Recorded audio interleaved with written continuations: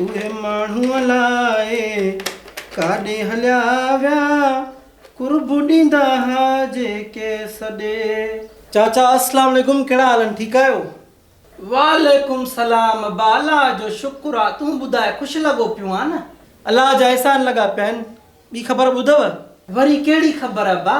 ख़ैर त आहे न, दुकानदारनि खे हिदायत कई वई आहे त पंहिंजे कारोबार खे FBR जे ऑनलाइन सिस्टम सां जोड़नि। अबा इहा कहिड़े दुकानदारनि जी ॻाल्हि थो करीं पियो? चाचा उहे दुकान जेके AC शॉपिंग मॉल में हुजनि या जिन जो बिजली जो सालाना बिल 12 लख या उन खां वधीक हुजे, या जंहिंजे दुकान जी साइज़ 1000 फुट खां मथे हुजे, ईअं करण सां मथनि को बि नओं टैक्स लागू न थींदो।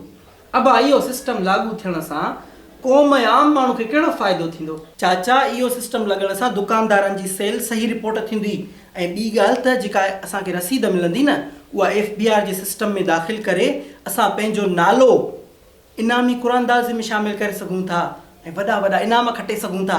हा, इहो त यार वाह जो फर्स्ट क्लास कमु थी वियो।